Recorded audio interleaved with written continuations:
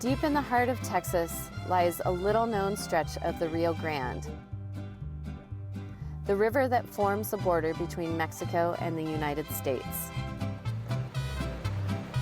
Come float one of the most remote stretches of wild and scenic rivers in the country, and journey along this hard-working river to where it runs dry.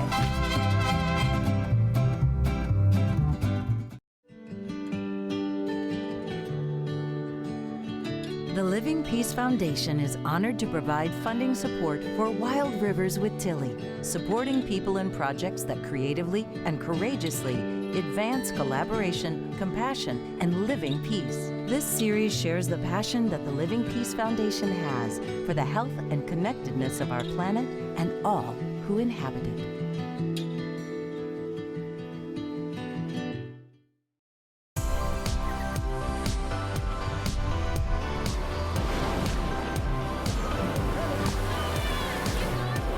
I am veteran river guide and conservationist Tillie Walton. Join me as I lead different groups down the great rivers of the American West. Wow!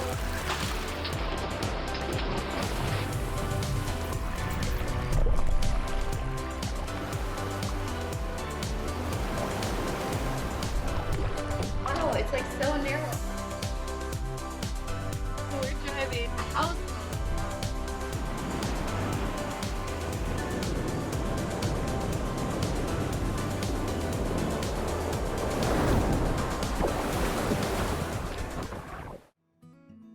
We're here on an incredibly windy day at the mouth of Santa Elena Canyon in Big Bend National Park. And here the river has come through 3 different states in the United States, and Mexico is on the other side of the river.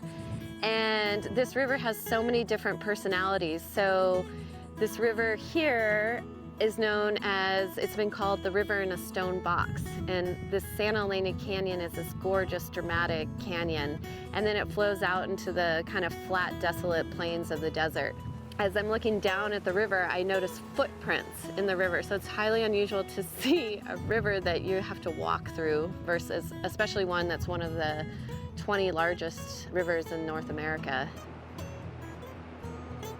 The Rio Grande is almost 2,000 miles long, and it's fed by rivers from both the United States and Mexico. Even though it's the 5th longest river in the United States and the 20th in the world, it still runs dry. Here it's 26. Well, we're at the mighty Rio Grande, and it's basically dry. There's nothing here, and we're wheeling our canoe across the river here. Oh, watch out, guys, big drop. Oh! It's kind of a profound thing to be at a river with no water. Rivers like water. Fish like water. We like water. I mean, this is a river that supports 6 million people. It's come almost 2,000 miles to get here, and it has, we haven't left any water left for the river. Let's try to get on the river. Yeah, let's do it. Yeah. What we'll do is we'll get the canoes and the gear to about there, and we'll see if we can float it. Last time I was here was when I was 19 years old, and I was on a 3-week kind of outward bound type of experiential education program. And I was a city girl, and we came here and we camped out for 3 weeks. We didn't have tents. We planned all our own food and we starved. And this is where my point of origin is for falling in love with rivers. And as I was being carried downriver, I looked up and I saw the canyon walls going by, and something just clicked, and just completely fell in love. And I just knew I had to figure out a way to keep doing this. The walls are really cool, actually. This canyon back behind us is over 1,500 feet tall, taller than the Empire State Building. And a lot of this is all limestone. And so at one time, this was a great ocean over 100,000 years ago. And in the walls, in this limestone, are lots of fossils and evidence of of the marine life that once was here. The canyon itself is about 8 miles long, and this river has carved through it. Santa Elena Canyon is one of the most beautiful stretches through Big Bend National Park. We're in Santa Elena Canyon, Spanish for St. Helen. She's the patron saint of bad relationships, divorces, and archaeology. Well, on top of all that, if we spread out a little bit, Leslie will be standing in Texas. I'll stand in the middle.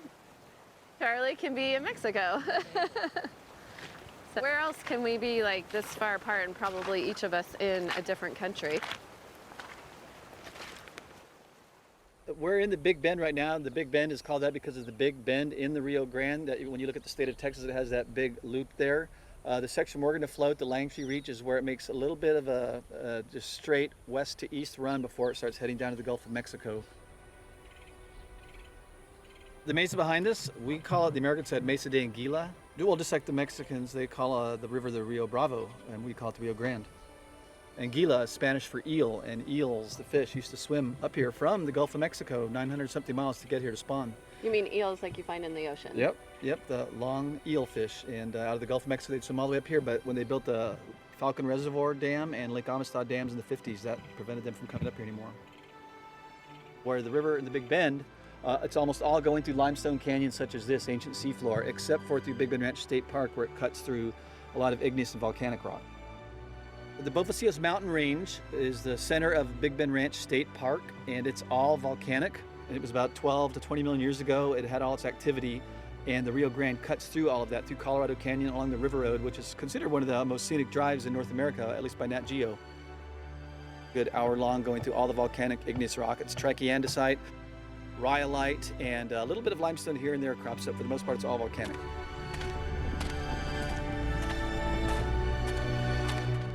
We're still seeing a lot of people here, and there's not enough water for us to do our river trip here, so we're gonna go downstream and spend 4 days on the river where there is a little bit of water, and we are not gonna see a single soul.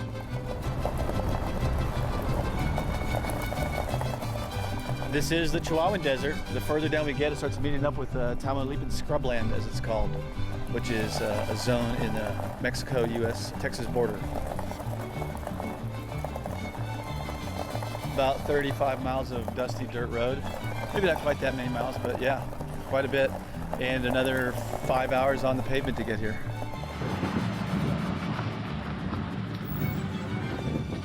The closest town is Dryden, population 20 probably.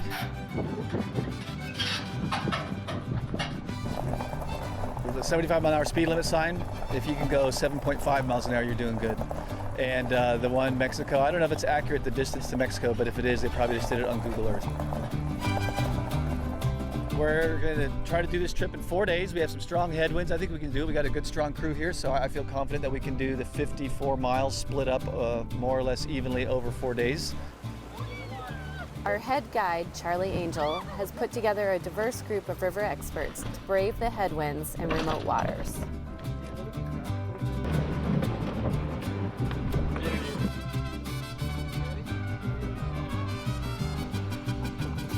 I think we'll make it, but it'll require a lot of effort. This is the international border with the U.S. and Mexico. The boundary is the center of the water column there. And through the Treaty of Guadalupe Hidalgo from 1848, both countries are allowed to have free access, use, enjoyment for commerce and pleasure and recreation.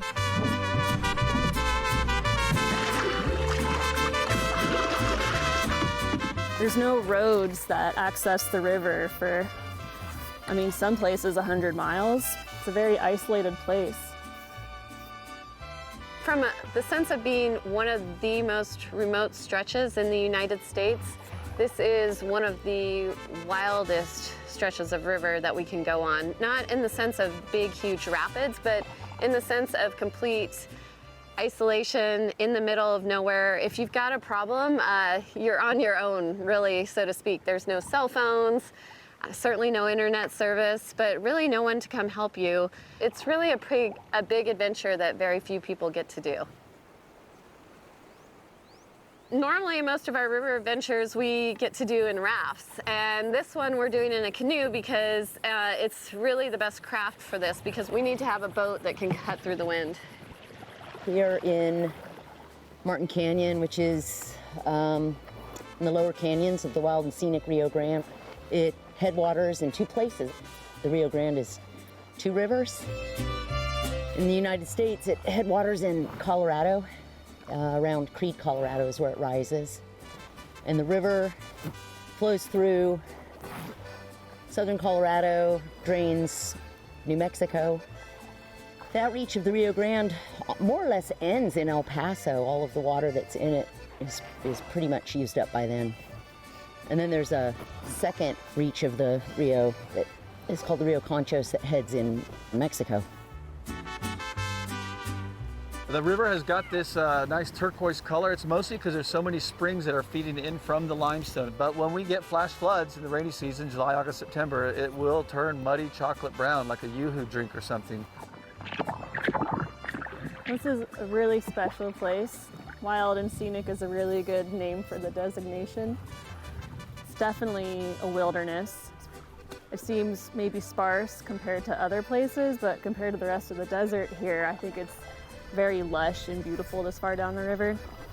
There isn't like some big change from the middle of the river each way. It's all one ecosystem, it's all one environment. And it's really beautiful that the border here is a river and not fenced or walled or guarded. So a lot of animals that go back and forth constantly.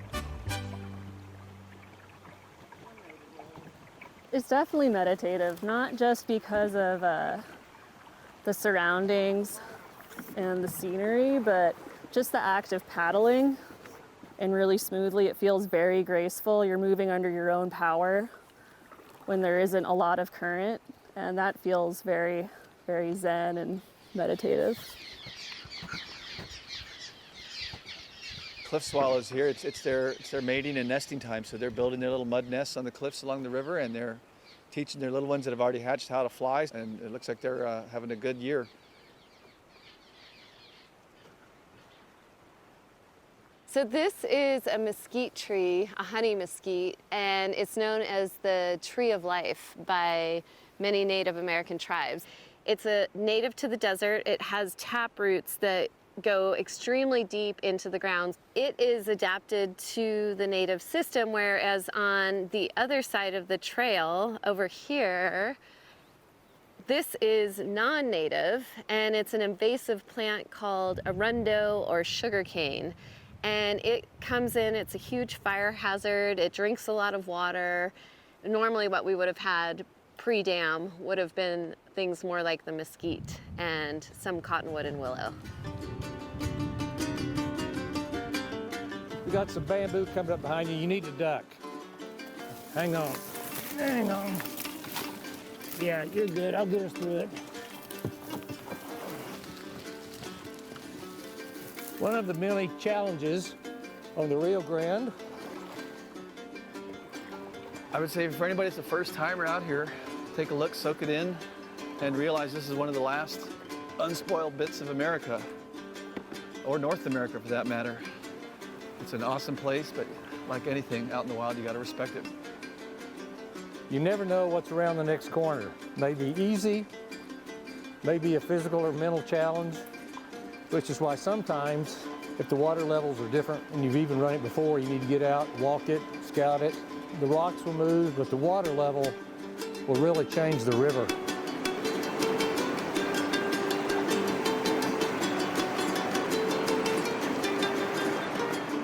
I was in the military for 25 years in the Army. Loved the water because after being in the desert for so long, I felt like I'd been in the desert longer than Moses. All along the river will be evidence of places where people cross over from Mexico into the United States. You know, discarded backpacks, footprints. Several locations on the river you can see where people have crossed. A rope that is strung across the river, to me, signifies several things. One, crossing that's heavily used. It's lots of people. It also indicates to me that it's all ages, adults. You got both males and females. You also have young children. Probably have a lot of people that are non-swimmers, which is another reason they have that road. Seen water jugs that are pre-positioned along the river. It's the only river that I have ever paddled or rafted or been on in the United States where you have a different country or a different nationality on the other side of the river. It's historically been a place where people have actually had more in common than different. There are families who live on both sides of the border, have for centuries.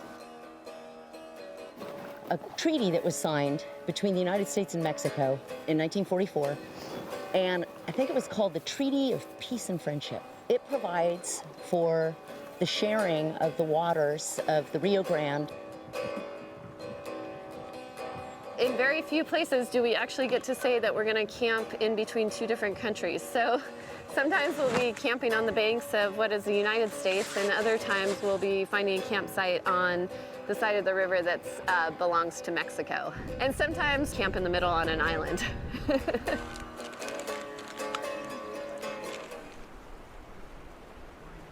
The thing that the treaty didn't really take into account was what might happen, like if the climate changed or if there were sustained periods of drought. And that is what seems to be happening. And so the ways that we're sharing water are good, and the relations, I think, have been mostly surprisingly harmonious, right? There's that saying that whiskey's for drinking and water's for fighting. This section of the Rio Grande is still under the jurisdiction of the National Park Service. It's designated Wild and Scenic River, which ostensibly there will be no other obstructions put on it, no more dams, nothing else. And all of that has a really kind of problematic impact on the ecohydrology of the river. It makes the embankments much steeper than they might normally be. So that's something that's a little bit problematic. When we use the river almost like an irrigation canal. I went to school for geography. One thing we're mapping is rapids, so we know when we're getting to them. Another thing that we're mapping is campsites, so we know how far we need to get in a day. And also mapping cultural and physical geological sites, different things to look at. Today we're dealing with the dreaded W, wind. Paddling through the wind, trying to move the canoe downriver. It's the big W. Typically you wouldn't even want to say that word because it makes it windier. It's probably one of our biggest challenges out here. The elements in general.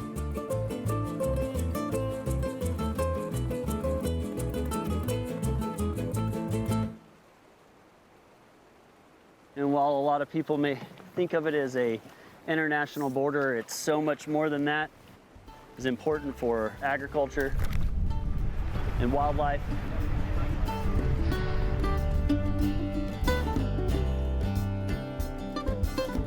And humans as well.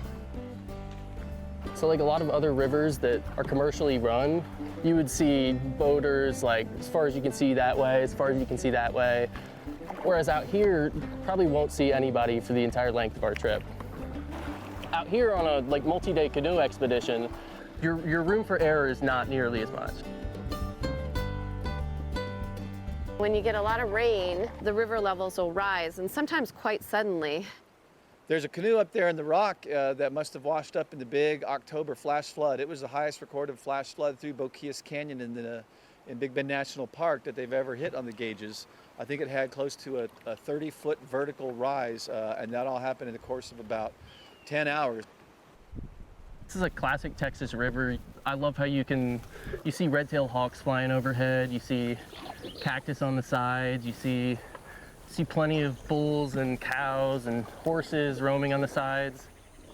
So long before we ever made up states and boundaries and borders, there were people who lived here, as are evidenced by all of the incredible pictographs and wall paintings along the river. We're going to take a little side hike up a small canyon. We understand there's some Native American rock arts and pictographs.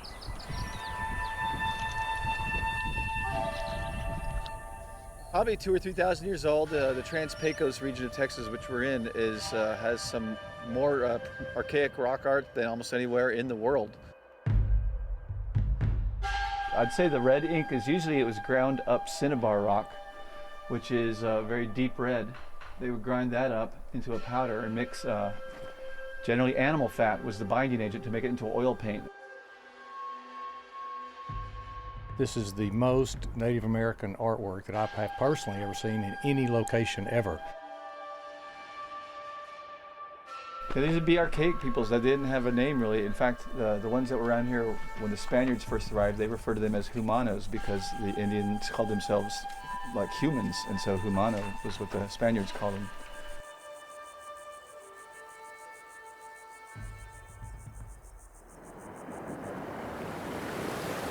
Most rapids that have a name, a person's name, usually means somebody really ate it hard on that rapid and or died. Yeah, there's a dead cow. I'm not sure, probably somebody on the Mexican side went down to the river to get a drink, and the bank is very dry, but as soon as you get in that first 12 inches of water, it can be 4 foot deep of just like quicksand muck.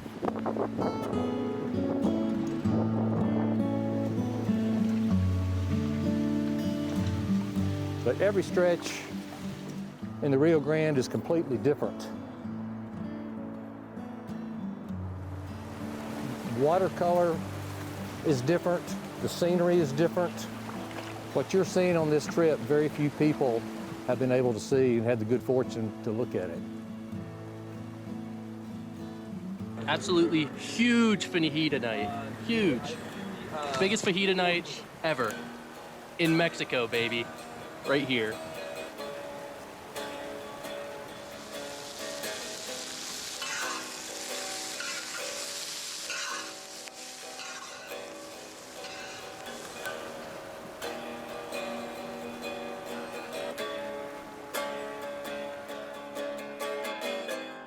Skies are dark at night. You can see so many stars.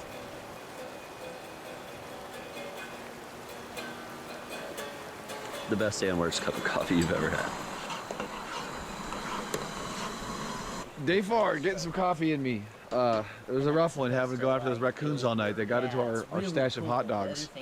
But they were already cooked and we weren't going to eat them anyway, so I suppose we just kept the ecosystem going here. But scared them off and greeted the morning by a wild turkey.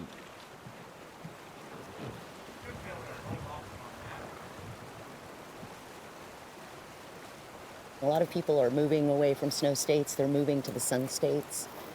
And so that's pushing a lot of population growth on top of the natural patterns. And we need water. Mexico and the United States have both constructed significant numbers of dams on these branches of the Rio Grande. And so the water, for instance, that's in this reach of the river has to come primarily from the springs. There are groundwater contributions, and those springs, they usually come from rainfall that's happened hundreds of miles away. And then the water flows through this karst topography, these rocks, and then eventually finds its way to the river. It's important to think about where our water comes from, what we do to it while we're using it, and where it's going. Like, who's downstream? Who's upstream? In a watershed that is this vast, for 1,600 miles in the United States, that's a vast area. I think it's some 325,000 square miles or something. And so it may be difficult to have a sense of connection to a river when you might live somewhere in the basin that's so far from it. Still does its job. It still transports the water from the mountains to the ocean. It has a hard time doing that. It's hard to be a river when you don't have water.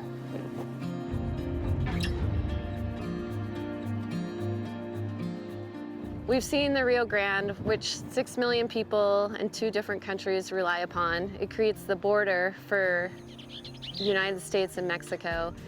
And even though it flows through such desolate places, the fate of this river actually matters for all of us. Because when a river does not have water, we don't have water. And the one thing that we can't live without is water.